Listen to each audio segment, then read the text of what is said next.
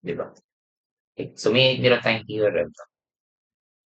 For any prop beam, okay, moment sa A ay equals FEM ng EB or fixed end moment plus 1/2 fixed end moment sa BA. So, since roller naman 'to, i-a-assume natin na yung support sa B ay fixed. Okay. Kukunin natin yung fixed end moment. I-assuming na fixed yun sa B. Okay. So now, ano bang formula ng fixed end moment? Di ba? Ang FEM natin. Kapag kasi AB, okay, that is equal to 0 to S.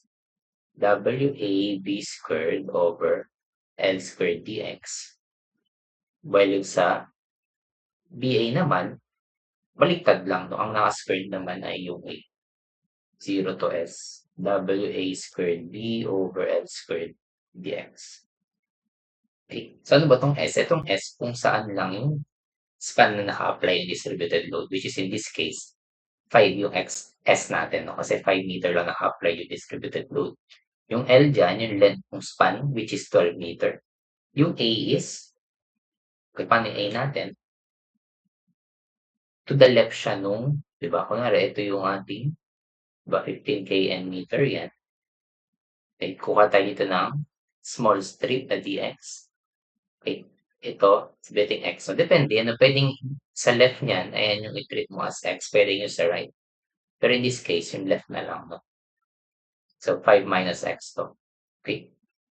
Diba? So, meaning, yung a natin dyan ay equal sa x. Yung b mo naman equal sa 12 minus x. Kasi 5 minus x to, plus mo sa 7. So, meaning, 12 minus x yan. So, pinag-add mo sila, di ba? Maka-cancel x. So, 12. Which yung span ng b. Okay, na-plug in na lang natin, no? So, MA is equal to direct sum na yan, no? 0 to 5. Yung W natin, hindi mo siya varying. So, as is siya natin yung rule. Then, A mo, x. 12 minus x squared over 12 squared. Plus 1/2. Yung sa BA naman, 0 to 5. 15, di ba? Sa BA, naka-squared naman yung x. So, yung A, so x squared. 12 minus x all over 12 squared. Ayan na, di ba? Mabilis lang siya. Makukuha natin yung moment sa A, di ba? And direct ano na yan. Input ko lang sa calculus. And so we have here 0 to 5. And 15x 12 minus x squared over 12 squared. And then plus 1/2. Integral ng 0 to 5. And 15 x squared times 12 minus x over 12 squared. Yan. 117.51. Yan ay sagot, no? 117.51 kN meter. Ito na yung ating final answer. Ayan. So, mabilis siya kasi makukuha na agad natin directly yung moment. Ba? Okay, so ganun lang siya. No? Okay, ito lang. Tandaan lang itong formula for prop beam. No? So, madali lang siya tandaan kasi fixed end moment, add mo lang yung fixed end moment. Then, dun sa may roller, kung nasaan man yung roller, times mo lang ng 1/2, no? Okay, so kung baliktad naman, nandito yung roller sa A, nandun yung fixed sa B.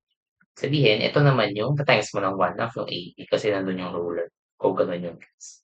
And then, ito lang, recall lang yung fixed end moment formulas, then, yun lang, direct sum na lang siya. Okay, so bali ang sagot dito ay letter A.